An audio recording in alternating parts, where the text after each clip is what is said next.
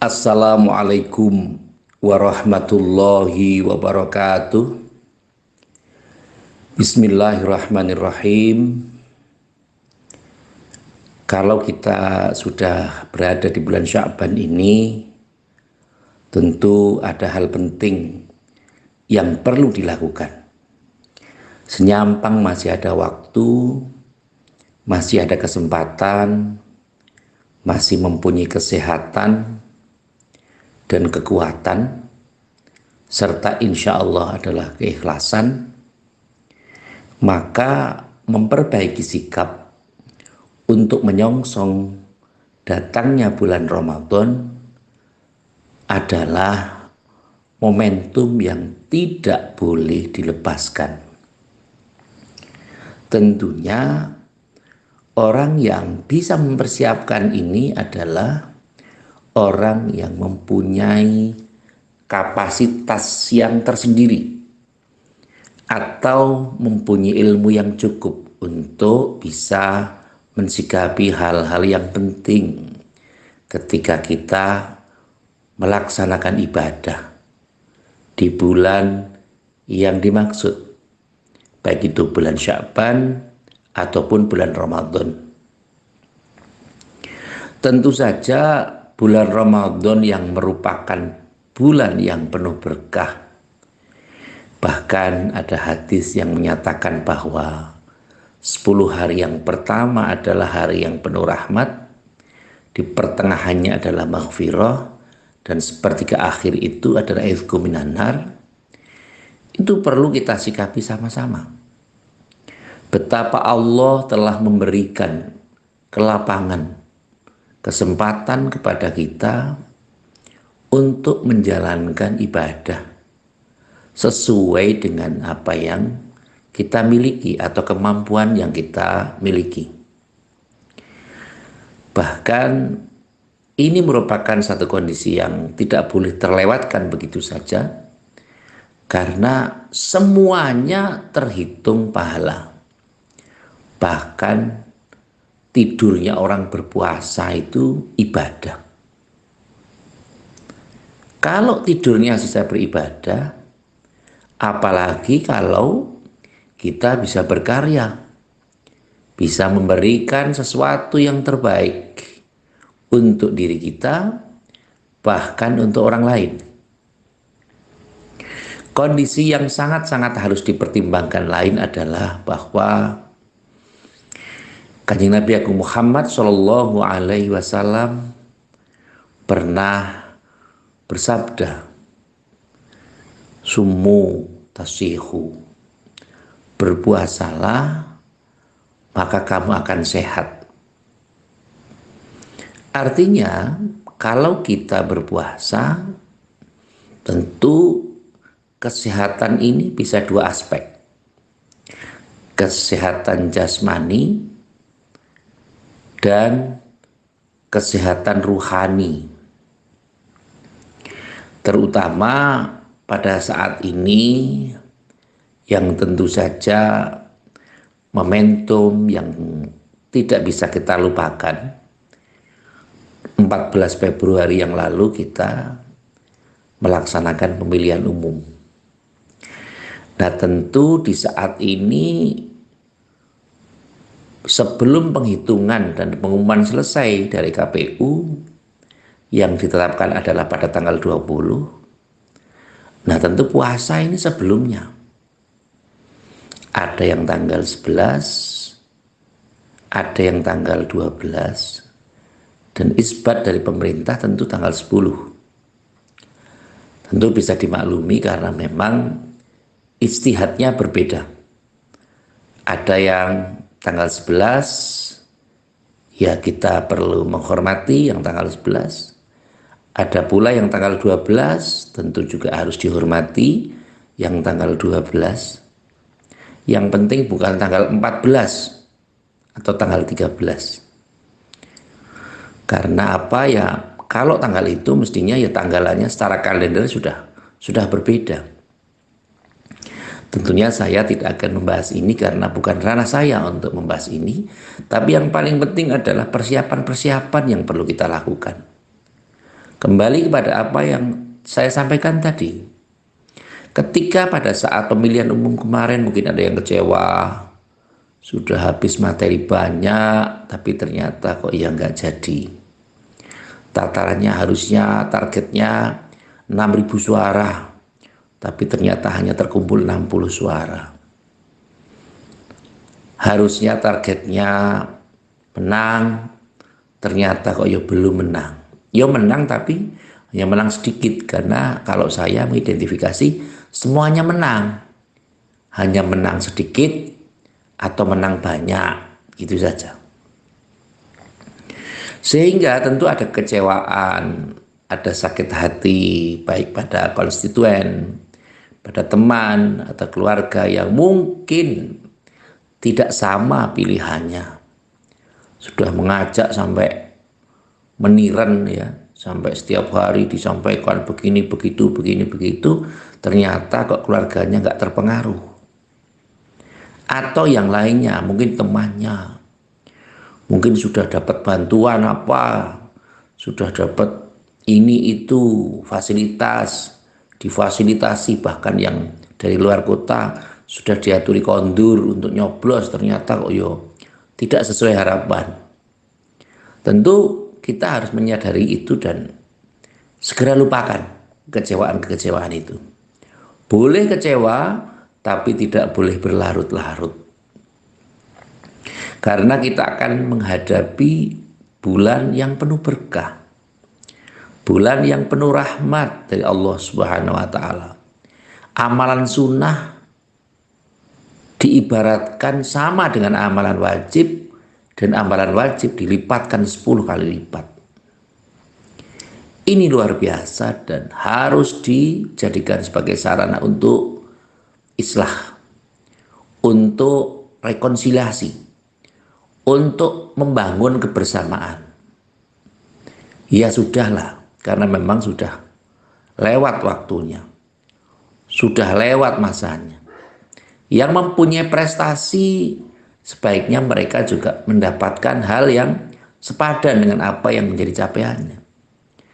Tapi ketika belum, tentu masih ada waktu atau kesempatan di kesempatan yang lain.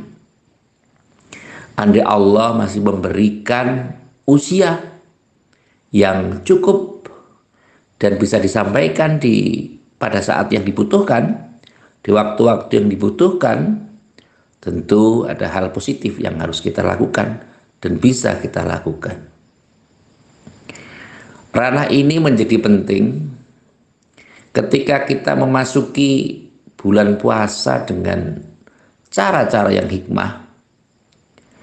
Ada hal penting yang tentu orang-orang sering melupakan,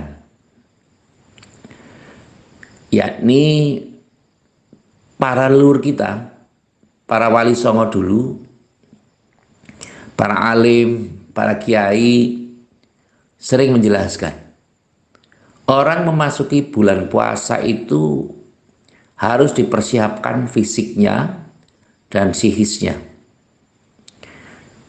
Artinya bahwa secara materi kita harus mempersiapkan hal yang tidak kalah penting, yakni berbuka dan makan sahur.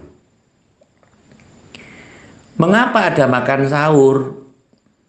Bahwa dalam makan sahur itu ada barokahnya. Maka sahur itu hukumnya sunnah. Tapi tidak boleh terus, tidak boleh bablas. Artinya kita kalau buka bablas sampai maghrib atau maghrib lagi. Tidak ada sahur itu yang tidak bisa. Jadi puasa itu sudah ditentukan.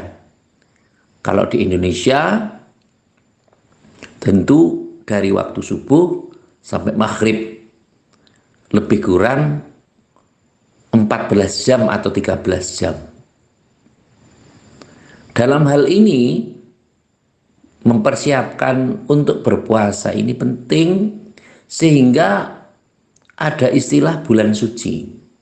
Mensucikan diri dengan cara mandi. Istilah Jawa mengatakan padusan. Padusan itu menganjurkan siapapun yang akan memasuki bulan puasa dikondisikan harus dengan tata cara adus atau mandi besar. Karena kalau adus itu memerlukan kuantitas air yang luar biasa banyak. Tetapi untuk berwudu, orang cukup menggunakan padasan. Mungkin generasi milenial sekarang ini sudah agak susah untuk menemukan padasan. Karena di situ ada keran, ada pipo, ada ledeng. Ada pipa yang dilubangi dan ditutup dengan sedikit barang tertentu yang digunakan untuk wudhu. Kalau orang dulu menggunakan padasan sebagai media untuk berwudhu, karena dengan asumsi untuk menghilangkan hadas kecil. Kalau untuk mandi, ya padasan tidak cukup, maka perlu sumur atau sumber yang biasa digunakan. Kalau biasanya orang dulu mengatakan sendang, digunakan untuk mandi, namanya padusan. Padusan itu momentum untuk membersihkan dari hadas besar, mensucikan diri dari kondisi-kondisi yang tidak layak untuk orang masuk dalam bulan yang dihormati atau bulan Ramadan. Orang Jawa menyatakan poso atau upawasa. Pos itu artinya mandek, so itu rasa. Jadi perasaan iri, dengki, hasut, dan perasaan-perasaan yang lain yang kaitannya dengan sesama manusia itu harus dihilangkan. Maka namanya poso. Dan dalam hal ini rangkaiannya ada istilah nyadran atau sedadaraan. Nyadran itu atau srodo itu adalah memberikan sesuatu kepada leluhur, kepada orang-orang yang dihormati. Namanya orang yang dipundi-pundi atau pepunden yang dijadikan untuk media. Nah, sehingga karena proses pepunden ini mereka sudah dipanggil Allah Subhanahu wa taala, sehingga Wali Songo mengubahnya yakni dalam bentuk selamatan. Mengundang handai tolan saudara untuk berdoa bersama-sama, baik di rumah masing-masing ataupun di makam yang kita sebut dengan ziarah kubur, ziarah makam yang terjadi di bulan Sya'ban atau bulan Ruwah.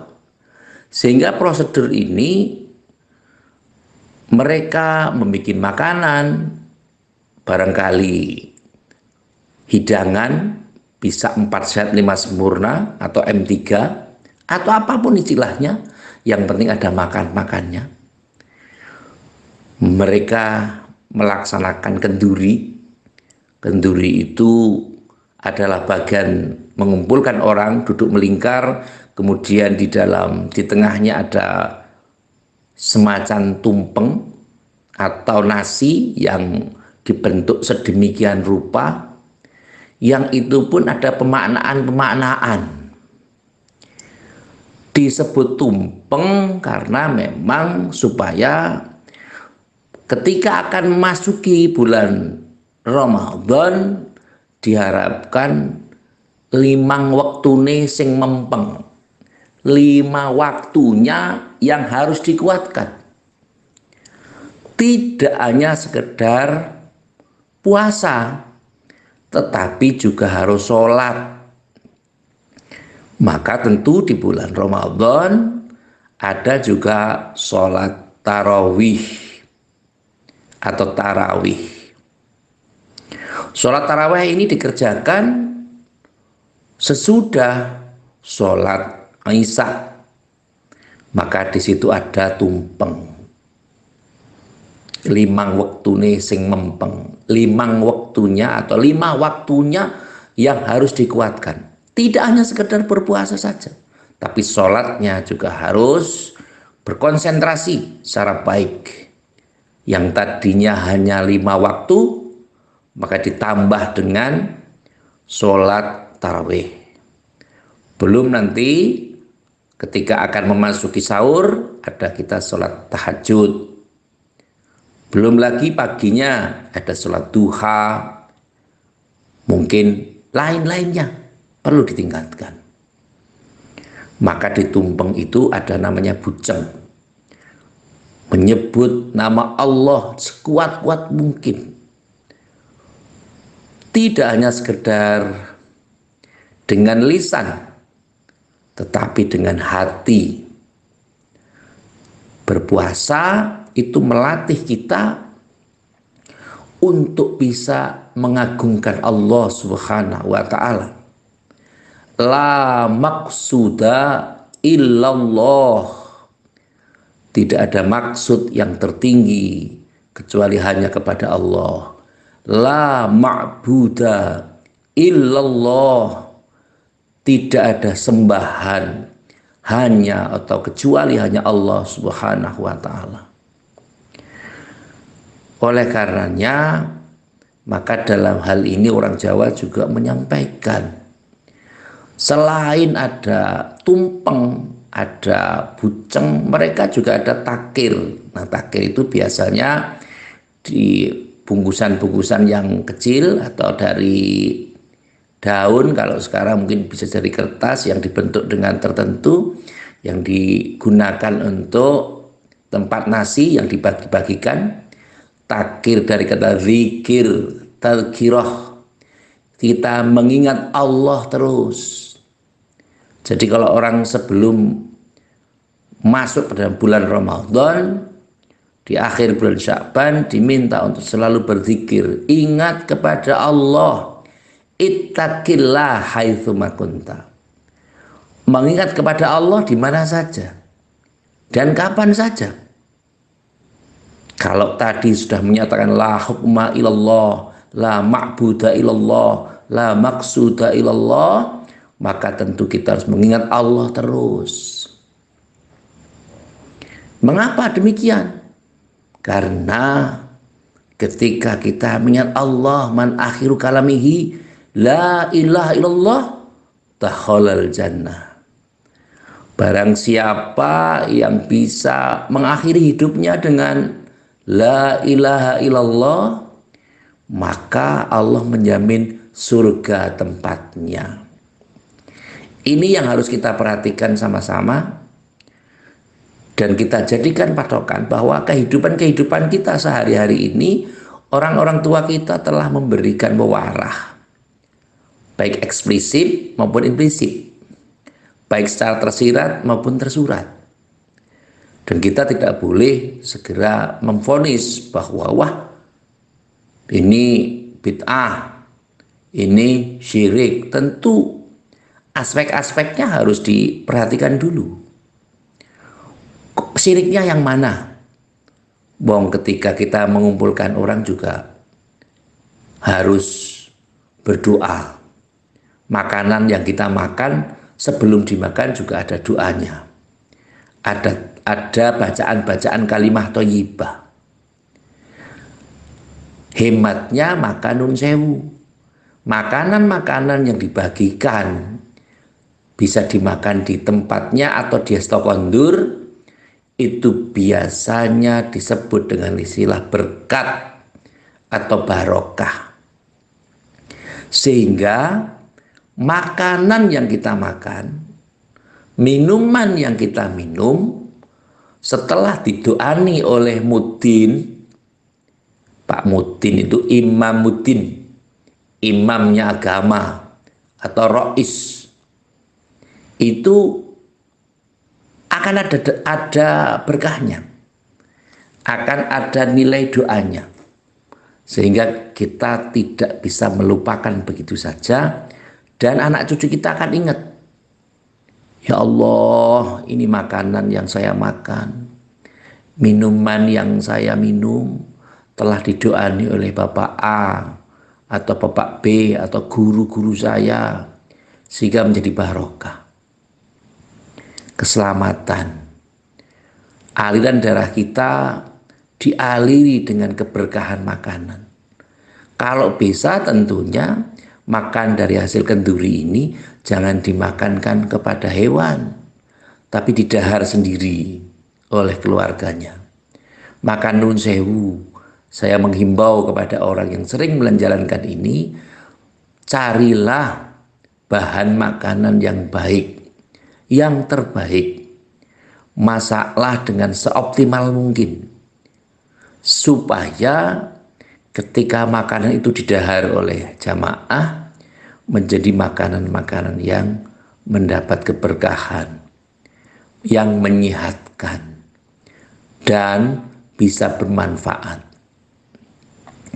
Pola-pola inilah yang sebenarnya patut kita gali, terutama generasi Z, generasi milenial, yang kadang-kadang tidak dipahamkan oleh orang tuanya, oleh keluarganya, oleh mbah-mbahnya, eyang-eyangnya, buyut-buyutnya, agar mereka mengerti tentang hal ini. Tidak hanya sekedar makan atau minumnya, tapi apa sebenarnya filosofi di balik itu. Perlu ada pengertian-pengertian secara keilmuan yang harus dijelaskan pada generasi-generasi saat ini, supaya mereka tidak mudah untuk memvonis, untuk menghakimi, dan untuk mengatakan hal ini bertentangan dengan syariat. Karena memang secara pembelajaran mungkin mereka belum sampai terhadap pembelajaran ini. Bahasa Jawanya, orang yang seperti itu biasanya belum menep secara keilmuan. Maka pentingnya kita sebagai orang tua memberitahukan, le, kamu itu punya zuriyah di sana, mari ayo kita ziarahi. Bapak punya teman di daerah A, di daerah sana, di daerah Solo misalnya, di daerah Klaten, di daerah Wonogiri, di daerah Sukoharjo, di daerah Kebumen, di daerah mana saja, kita beritahukan. Oh, kamu punya saudara itu di Sumatera, diberitahukan, supaya anak-anak kita tidak kepaten obor, tidak kehilangan silaturahim, tidak kehilangan komunikasi persaudaraan. Maka fungsinya kita untuk bisa menjalankan ibadah, tentu ada hal-hal penting yang perlu dilakukan, termasuk ibadah Ramadan ini. Wajar kalau kita sudah berkait dengan sesama manusia atau hablum ma'an nas, sudah memberikan sodakoh kepada leluhur kita, birrul walidain, kita sudah berusaha beribadah sesuai dengan ranah dan kemampuan kita, maka wajar istilahnya kita memasuki bulan Ramadan. Semoga persiapan-persiapan detail yang kita lakukan ini bisa memberikan nilai tambah atau added value terhadap ibadah kita. Wajar kalau kita mengatakan marhaban ya Ramadan, selamat datang wahai bulan Ramadan. Mari kita tingkatkan kembali ibadah kita. Kita saling mengingatkan untuk kita berbuat baik, saling memberikan nasihat, dan saling mengisi satu dengan yang lain, supaya ibadah-ibadah kita akan lebih bermakna dan tentunya lebih baik daripada Ramadan yang kemarin. Sehingga persiapan-persiapan yang kita lakukan tentu menjadi persiapan yang bisa memuaskan pada diri kita, pada keluarga kita, dan orang-orang yang terdekat dengan kita. Syukur di ranah yang lebih luas lagi. Yang terakhir, seperti biasa, di bulan yang baik ini, menjelang bulan Ramadan yang kurang beberapa hari ini, mari sama-sama kita bermunajat pada Allah Subhanahu wa Ta'ala, saling mendoakan. Apabila ada teman-teman kita yang mungkin ada kesulitan hidup, ada hal-hal yang belum terselesaikan secara urusan, mudah-mudahan Allah Subhanahu wa Ta'ala memberikan kemudahan. Ketika ada yang berkaitan dengan ekonomi, mungkin gaji yang kurang besar, penghasilannya kurang banyak, semoga Allah Subhanahu wa Ta'ala memberikan tambahan rezeki yang melimpah. Andai kata ada kesehatan kita yang mungkin masih menurun, mungkin kita sedang sakit, semoga kita dipersiapkan Allah Subhanahu wa Ta'ala agar kita bisa memasuki bulan Ramadan dengan sehat walafiat, dan seluruh ibadah kita senantiasa mendapatkan rahmat dari Allah, dan yang paling penting mendapat ridho dari Allah serta diterima oleh Allah Subhanahu wa Ta'ala. Amin Allahumma amin. Terima kasih kepada semua pihak yang selama ini telah membantu kami, telah mendukung kami. Semoga bantuan, dukungan, support dengan model apapun, dengan cara apapun, dari sisi manapun, dari panjenengan semua terhadap kami, semoga Allah Subhanahu wa Ta'ala memberikan balasan yang berlipat-lipat, ganjaran yang berlipat-lipat, sehingga kita digolongkan sebagai umat yang bertakwa di sisi Allah Subhanahu wa Ta'ala. Amin Allahumma amin. Terima kasih atas segala perhatian dan mohon maaf atas segala kekurangan. Saya akhiri, wallahul muwafiq ila aqwamit thoriq. Wassalamualaikum warahmatullahi wabarakatuh.